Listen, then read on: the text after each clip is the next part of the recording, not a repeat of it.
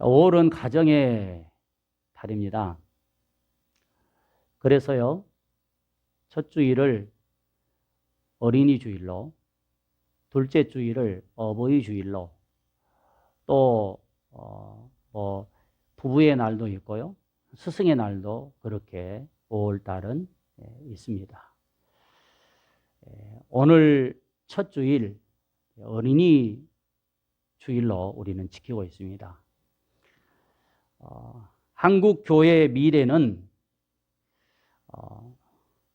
다음 세대에 달려있다라고 말하면서 지금 다음 세대를 위해서 기도하고 또 다음 세대를 어떻게 하든지 말씀으로 잘 양육하기 위해서 교회들이 힘쓰고 있는 그런 상황입니다. 우리가 잘 아는 것처럼 우리 교회는 교회학교 어린이 하면 김영주 권사님 세 자녀 외에 없잖아요. 어떻게 하든지 간에 아이들이 좀 많아야, 북적거려야 교회가 좀 그래도 좀 더 활기가 있는데 그렇지 못한 가운데 있습니다. 그나마 코로나 때문에 우리 아이들이 나오지 못하는 가운데 있습니다. 그리고 우리 성도님들의 대부분 자녀들은 이제 성장해서 고등학생, 또 대학생, 그리고 직장에 다니거나 아니면 시집 장가를 가서 또 가정을 이루고 있는 그런 상황 가운데 있습니다.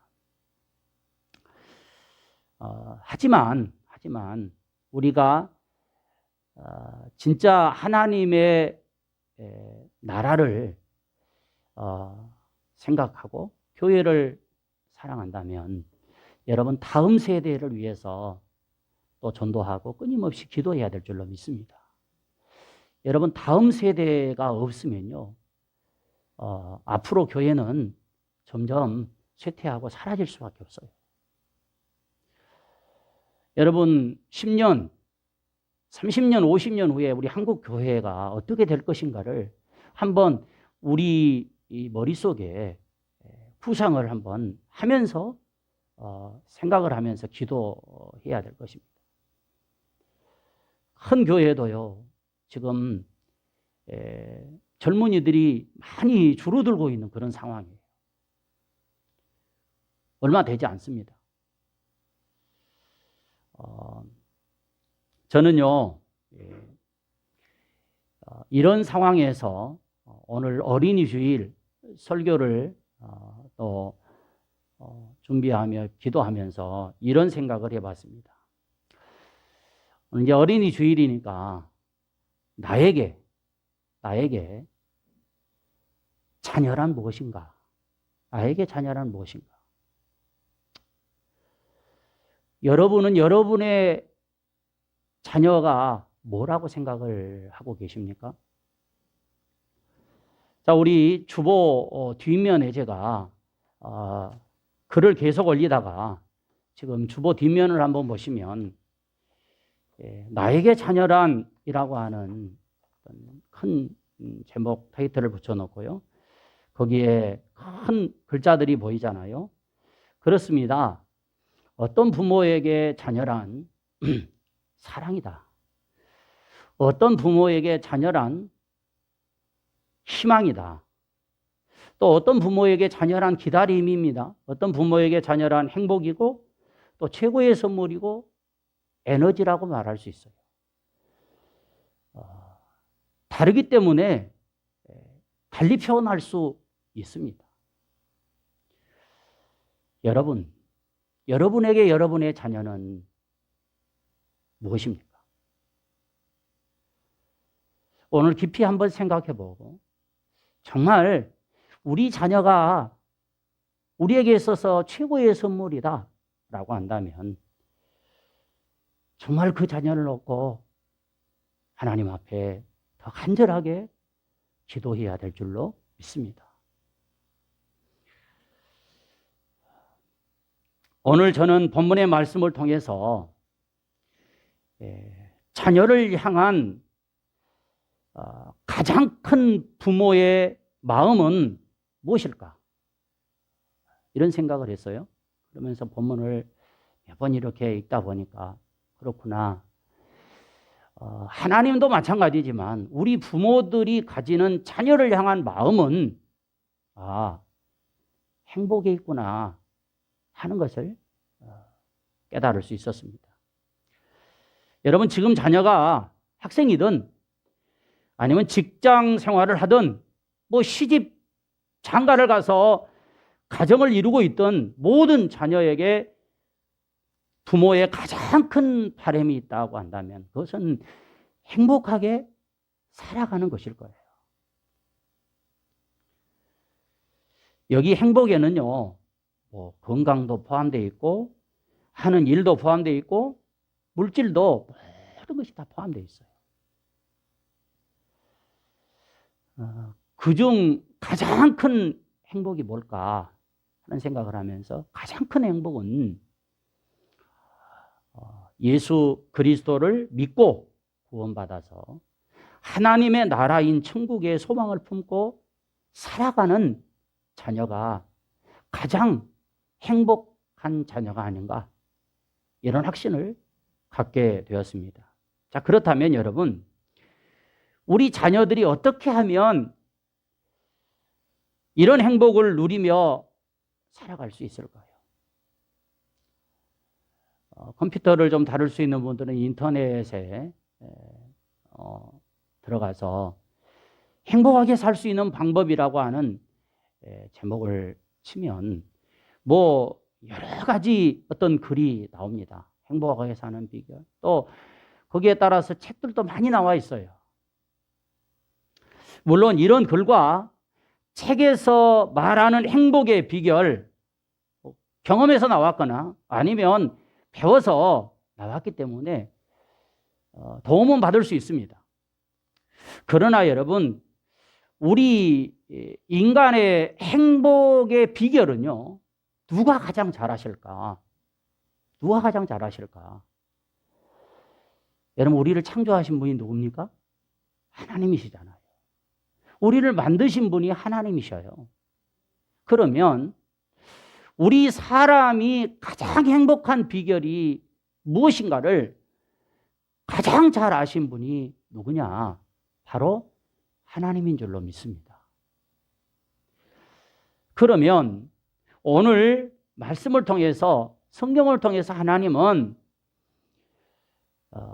행복하게 사는 비결, 이것이 무엇인가를 잘 말씀해 주고 있어요. 오늘 저는 제목을 우리 자녀가 행복한 삶이 되려면 이라고 하는 제목을 잡았는데요. 그러면 부모에게만 속하고 또 자녀에게는 속하지 않는가, 자녀에게만 속하고 부모에게는 속하지 않는가, 이게 아니라 오늘 말씀의 3장의 위에 큰 주제를 보면요, 성경에 이렇게 되어 있습니다. 젊은이에게 주는 교훈이라고 되어 있어요. 그러니까 오늘 이 말씀은요, 꼭 어린이 주일에서 어린이에게, 아이들에게만 필요한 것이 아니라 부모에게도 필요하고 각자 모두에게 다 주시는 하나님의 말씀인 줄로 믿습니다. 여러분, 내가 행복하려면, 부모가 행복하려면, 자녀가 행복하려면, 우리 가족 모두가 행복하려면 그 행복의 비밀 답을요, 오늘 하나님께서는 정확하게 말씀하고 있어요.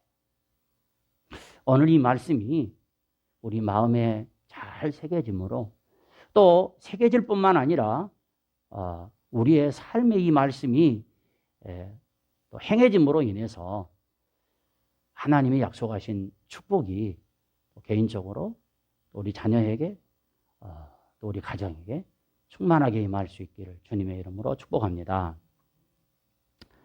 자, 여러분, 행복하려면 첫째는 오늘 말씀 보니까 하나님의 말씀을 잊지 않고 마음으로 말씀을 지키라고 이렇게 말씀을 해요. 자, 여러분, 사람에게요, 오래 살고자 하는 마음, 그것도 평강 가운데 오래 살고자 하는 마음은 모든 사람의 바람일 것입니다. 제가 종종 말씀을 드리지만 나이 드신 분들, 아이고 빨리 죽어야 돼, 빨리 죽어야 돼, 이렇게 얘기하지만 그것은 역시 뭐라고요? 3대 거짓말 중에 하나예요. 빨리 돌아가시고 싶으면 그냥 먹지도 말아야 되고 병원에 가지도 말아야 되고 그냥 가만히 있으면 되는 거예요. 근데 그게 아니잖아요. 그냥 하는 말이에요.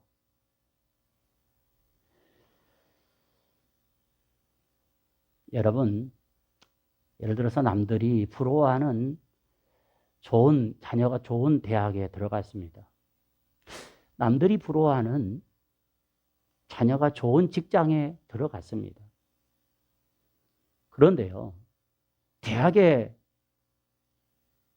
들어간 지 얼마 되지 않아서, 좋은 직장에 들어간 지 얼마 되지 않아서 그 자녀가 갑자기 시름시름 아프다가 죽어버린다면 그걸 행복이라고 얘기할 수 있을까요?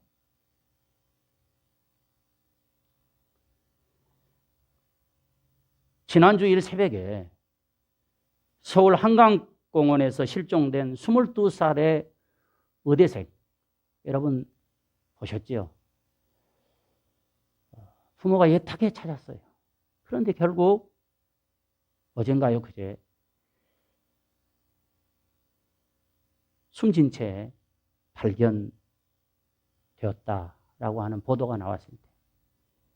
자녀를 둔 부모라의 입장에서 봤을 때 얼마나 안타까운지. 여러분, 의대생 하면 얼마나 부모가 좋아했겠어요. 이제 우리 아들이 저 의대를 나와서 의사가 되고 이제 잘 되겠구나 하는 바람이 부모의 바람이었지 않겠습니까? 그런데 그런 자녀가 이제 다 키워서 이제 다 잘 될 것 같은 그런 자녀가 여러분 죽어서 발견되었다. 부모는요, 정말 가슴이 찢어지는 듯한 그러한 느낌을 가졌을 것입니다. 여러분, 자녀가 좋은 직장에 들어갔는데요, 그 직장 들어간 지 얼마 되지 않아서 아파서 죽는다면 어떤 사람이 그런 자녀가 복 있는 자녀라고 얘기할 수 있을까요? 지난주에 여러분도 잘 아시지만 TV를 보다 보니까 뉴스에서 경찰 공무원에게 백신 주사를 맞게 했는데 그런 얘기도 있더라고요. 우리가 시험 대상이냐, 문제라도 생기면 누가 책임지냐 하면서 막 이제 그런 얘기들이 나와요. 백신 주사를 맞고 혈전으로 이상 증세를 보이는 사람들이 몇 사람 생기다 보니까 사람들이 그 백신 주사 맞는 것을 두려워하는 것을 보게 됩니다. 물론 그런 상황이 일어나지 않았다면 그냥 감기 예방 주사 맞듯이 맞으면 되는 거예요. 근데 혈전이 생겨가지고 막 아프다 하니까 사람들이 두려워하는 것 맞아요. 이처럼 모든 사람은요, 이런 상황을 봤을 때 오래 살고자 하는 욕구를 가지고 있더라 그 말입니다. 하나님께서도요, 오늘 말씀을 통해서 이렇게 말씀해 주시고 계셔요. 2절 한번 같이 우리 읽어보겠습니다. 시작. 그리하면 이것이 네가 장수하여 많은 해를 누리게 하며 평강을 더하게 하리라. 그리하면 이라고 하는 말씀이 붙어 있으면서 네가 장수하여 많은 해를 누리게 될 것이다. 여러분, 하나님의 약속의 말씀은 반드시 이루어지는 줄로 믿습니다. 성도 여러분, 불안 속에서 근심하면서 만약에 오래 산다면 평강하며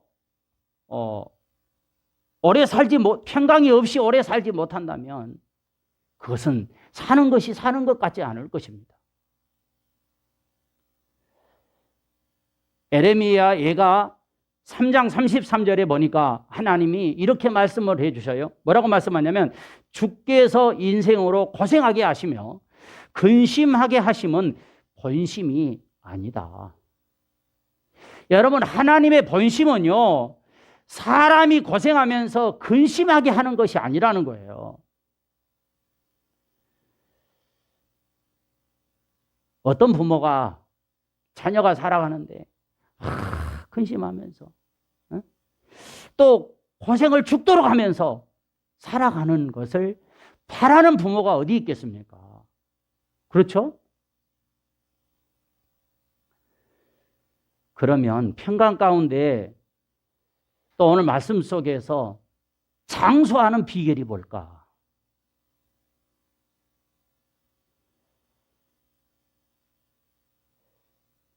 여러분, 장수하시기를 바랍니다. 네, 장수하는데요, 건강하게 평강 가운데서 장수하시기를 축복합니다. 오래 살면서요, 맨날 한숨 짓고 근심 걱정하면서 살아가는 것은 여러분, 살아도 사는 것 같지가 않잖아요. 그러지 않아요? 자, 오늘 하나님께서 우리가 장수하는데 평강 가운데 장수하는 비결을 말씀을 해요. 우리 한번 다시 1절 말씀을 보겠습니다. 시작.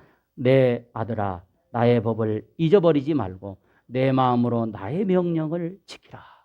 내 아들아, 이렇게 얘기하고 있어요. 그러니까 어떤 분들은요, 아들이라겠네? 그럼 딸하고는 상관이 없나? 이렇게 받아들이면 안 돼요. 내 자녀야. 마치 부모가 자식을 사랑하는 마음으로 내 아들아, 내 딸들아, 나의 법을 잊어버리지 말고 내 마음으로 나의 명령을 지키라. 그리하면 장수하고 그 다음에 평강을 더해 주실 것이다.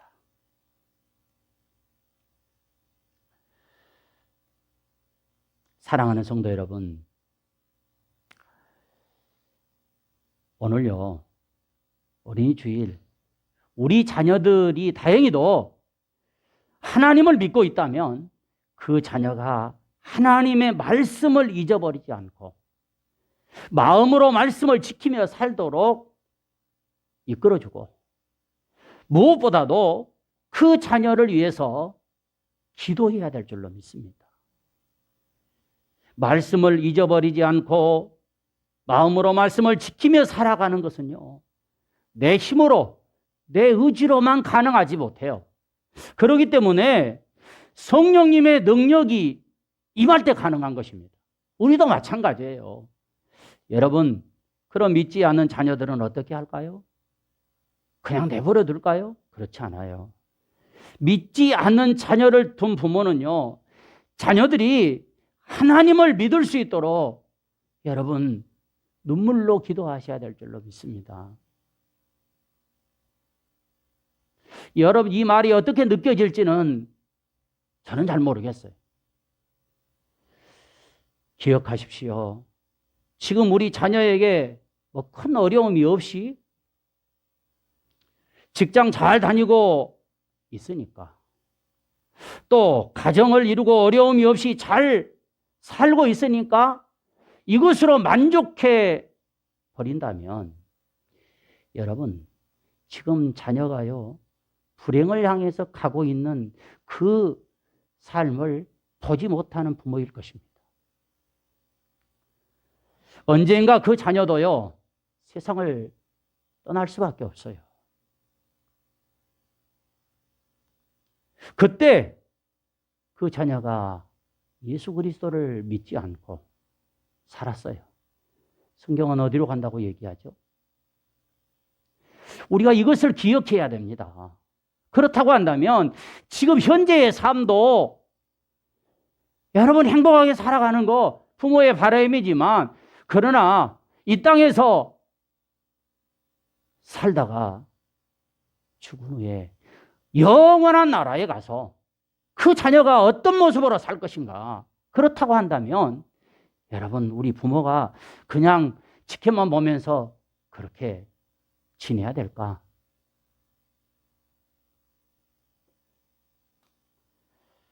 한번 예를 들어서 이 생각을 한번 해봅니다. 자, 건물에 불이 났습니다.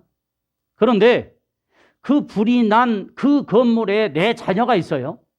자녀가 나오지 못하고 있습니다. 그러면 부모 입장에서 어떻게 할 거예요? 아이고, 불 났네. 저러다 죽겠네. 이렇게만 할까요? 부모라면요, 막 뛰어들어가서 자녀를 구하고 그렇게 할 거예요. 아니면 뛰어들어갈 수가 없다면 아마 밖에서라도 발을 동동 굴리면서 아이고 어쩌나 내 자식 죽네. 아마 그러면서 살려달라고 애걸복걸 하지 않을까요? 그렇다면 우리 자녀가 지금 어디를 향해서 가고 있습니까? 응? 우리 자녀가 어디를 향해서 가고 있습니까? 지금 당장 아무 일이 없으니까 그래, 이렇게만 생각할 것이 아니라 그 영혼을 바라보면서 내가 그 자녀 붙들고 하나님, 우리 자녀 구원해 주시옵소서. 우리 자녀 예수 믿고 구원받아 천국 소망 가지고 살게 해 주시옵소서. 눈물로 기도해야 될 줄로 믿습니다. 시편 126편 5절에 보니까 눈물을 흘리며 씨를 뿌리는 자는 기쁨으로 거두리로다. 하나님의 약속의 말씀이에요. 하나님의 말씀을 잊어버리지 않고 마음으로 말씀을 지키라. 이것은요, 여러분, 마음으로 지키라는 것은 대충 그냥 듣고 잊어버리라는 게 아니라 진실한 마음으로 말씀을 지키라는 거예요. 그렇게 되면 장수할 것이다. 많은 해를 누리게 될 것이다. 평강 가운데 있을 것이다. 이게 하나님의 약속의 말씀이에요. 두 번째로는 인자와 진리가 떠나지 말게 하라는 것입니다. 여러분, 우리 사람은요, 사회적 존재라고 말을 하잖아요. 자, 그러므로 사회를 떠나서는 살 수가 없습니다. 사회 구성을 보면요, 사회 구성을 보면 이렇습니다. 내가 있고 또 가족이 있고 이웃이 있고 또 다른 이웃이 있습니다. 이 사회를 구성하고 있는 요소죠. 그런 사회에서 여러분, 우리는 사람들과의 어떤 관계 속에서 살아가는 것입니다. 그렇게 관계를 맺고 살아갈 때 사람들은요, 혹은 친구들에게, 혹은 선배나 후배들에게, 또 선생님에게, 또 부모에게 여러분 인정받고 싶어 하고요. 여러분 인정받을 때 그 사람의 마음은요, 행복이 넘쳐나는 거예요. 여러분 한번 생각해 보세요. 누가 나를 인정해 주면요, 기뻐요? 기뻐요? 여러분 얼마나 기뻐요? 막 마음이 업되잖아요. 그거예요. 아무리 건강할지라도, 아무리 실력이 뛰어나다 할지라도 사회 안에서 사람에게 인정받지 못한다면 그 사람은 행복할 수 없습니다. 아무리 오래 살아도요, 가정에서 자녀가 인정해 주지 않고 아내가 남편이 인정해 주지 않는다면 여러분, 그 삶이 어떻게 행복하다고 얘기할 수 있습니까?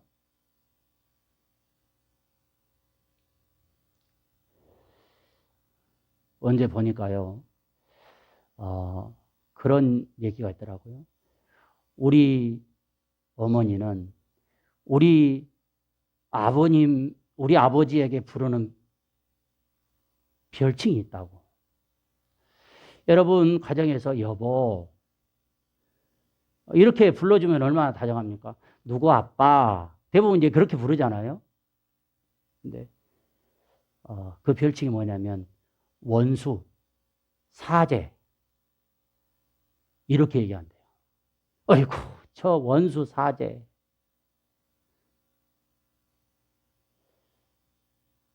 이게 아주 마음속에 차버린 거예요.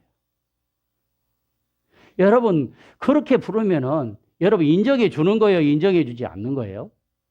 인정해 주지 않는 거예요.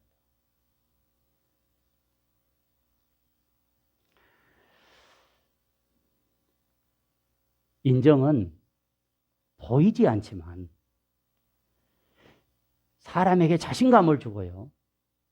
사람을 변화시키며 소망을 주고 창조적 힘을 발휘하게 하는 것입니다. 무시와 비판은 파괴적 에너지가 되지만 인정해 주면요, 그 인정은 창조적 에너지가 되어서 자신도 바꾸고 주변도 바꿔나가게 된다는 거예요. 잘한다 하면 어때요? 더 잘하고 싶은 것이 사람의 마음이에요. 그러므로 여러분, 인정을 받으며 산다는 것은요, 우리가 행복의 요소 가운데 얼마나 중요한지 몰라요. 그런데 사람들이 인정을 해주는데 하나님이 인정해 주지 않는다면 그 역시도 진정한 행복이 아니라는 것입니다.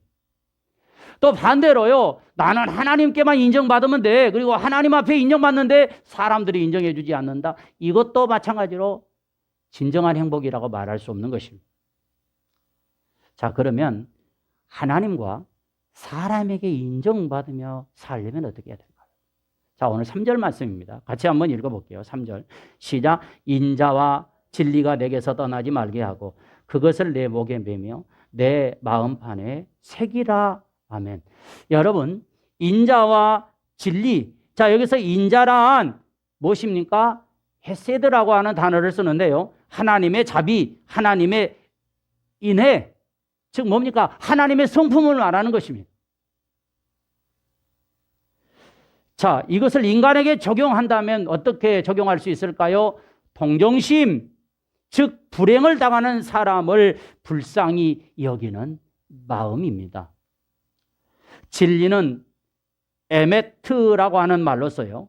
약속을 이행하시는 하나님에 대한 견고한 믿음을 말하고 있는 것입니다. 자, 여러분, 이것을 어떻게 하라고요? 목에 매라고 말씀해요. 여러분, 목에 매라니까 이 성경을 제가 목에다 메고 다녀야 될까, 이렇게? 이렇게 목에 메고 다니면은 힘들어서 못 살 것 같아요. 자, 여러분, 목에 매라는 것은 뭐냐면 장신구를 매듯이 인자와 진리로 자신의 생활을 장식하라, 그 말입니다. 그리고 마음판에 새기라는 말은 인자와 진리의 중요성을 잊지 말고 삶의 모든 행동의 근원이 되게 하라, 그 말입니다. 그리하면 4절의 말씀에 뭐라고요? 네가 하나님과 사람 앞에서 은총과 귀중히 여김을 받을 것이라고 약속을 하고 계십니다.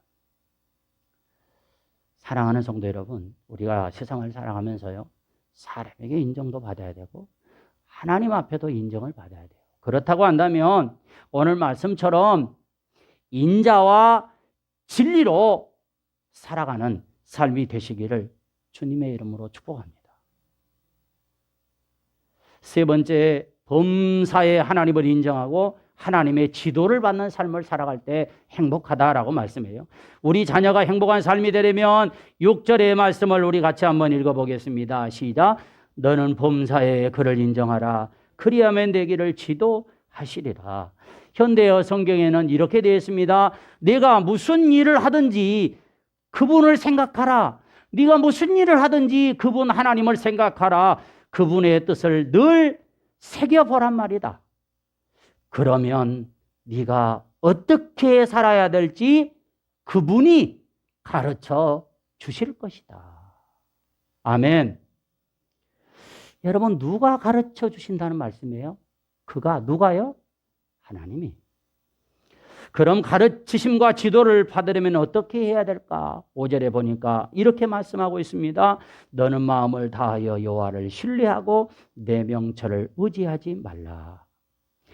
마음을 다하여 하나님을 신뢰하라. 신뢰할 대상이 누구냐? 하나님이라고 말씀하고 있어요.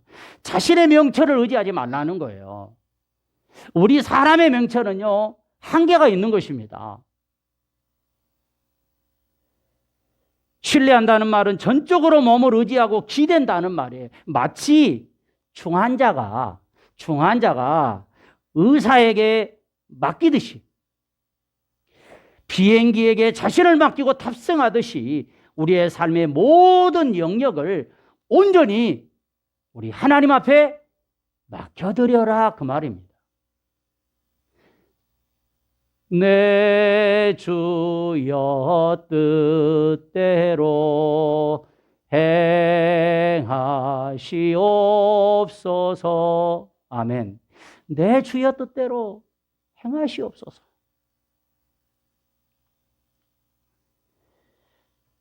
오늘 6절에 보니까 그리하면 범사에 그랬어요. 범사에는 언제 어디서나 무엇이나 하나님을 인정하고 의지하는 거예요. 그러면 우리 하나님이 가장 행복한 길, 가장 좋은 길로 우리가 갈 수 있도록 가르치시고 인도해 주실 줄로 믿습니다.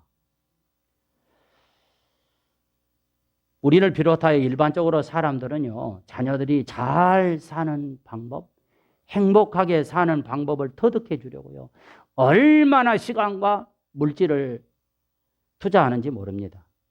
그래서 자신을 의지하게 하고요, 너밖에 없어, 믿을 사람은 너밖에 없어. 그리고 자신의 실력을 의지하게 하고 권력을, 지식을, 명예를 의지하게 하여서 그것으로 행복한 삶을 살게 하려고 합니다. 그런데 정작 중요한 것은요, 하나님을 의지하는 방법을 가르쳐 주지 않는 거예요. 이 역시도 마찬가지예요. 여러분, 우리 자녀들이 하나님을 믿고 있다면 어떤 경우, 어떤 처지에서도 하나님을 의지하며 살 수 있도록 가르쳐 주고 기도해야 될 줄로 믿습니다. 그럼 믿지 않는 자녀를 둔 부모는 어떻게 해야 될까요? 자녀들이 자신의 실력을 의지하지 않도록, 그리고 자녀들이 권력을 의지하지 않도록, 지식과 명예만을 의지하지 않도록 예수 그리스도를 믿고 구원받아서 전능하신 하나님만 의지하며 살아갈 수 있게 해달라고 기도해야 될 줄로 믿습니다. 성도 여러분, 사람은 궁극적으로 의지할 대상이 아니에요. 사람을 믿고 의지했다가요, 배신당한 사람들이 얼마나 세상에 많은지 몰라요. 저 사람은 정말 믿을 만한 사람이야 했는데 그 사람이 내 발등을 찍었어. 사람은요, 궁극적으로 의지할 대상이 안 된다는 것입니다. 사람은요, 도울 힘이 없는 것입니다. 도울 힘이 있더라도요, 언제 어떻게 변할지 아무도 모르는 거예요. 상황이 바뀌어보세요. 저 사람은 절대로 배신하지 않아 했는데 상황 바뀌니까 배신하는 사람들이 있잖아요. 설령 믿는다고 해도요, 사람 그 호흡이 끊어지면 그만입니다. 그래서요, 이사야 선지자를 통해서 하나님이 이렇게 말씀해요. 이사야서 2장 22절의 말씀입니다. 우리 같이 한번 읽어보겠습니다. 시작. 너희는 인생을 의지하지 말라. 사람을 의지하지 말라는 거예요. 그의 호흡은 뭐예요? 코에 있나니 새 말 가치가 어디 있느냐. 여러분, 인생 이 숨이 끊어지면 그걸로 끝나는 거예요. 그러기에 시편 146편 5절에 야곱의 하나님을 자기 도움으로 삼으며 여호와 자기 하나님에게 자기의 소망을 두는 자는 복이 있다. 이렇게 말씀을 해요. 여러분, 하나님을 내 도움으로 삼고 하나님을 내 소망으로 두면 복이 있는 줄로 믿습니다. 왜 그렇습니까? 하나님은 천지를 창조하신 전능하신 하나님, 자비로우신 하나님, 영원히 살아계시는 하나님, 우리를 끝까지 도와주시는 하나님이시기 때문인 줄로 믿습니다. 여러분, 우리 자신도 마찬가지지만 우리 모든 자녀들이 정말 하나님을 의지하는 자녀, 어떤 어려움도 극복하며 살아가는 자녀가 되도록 기도하실 수 있기를 축복합니다.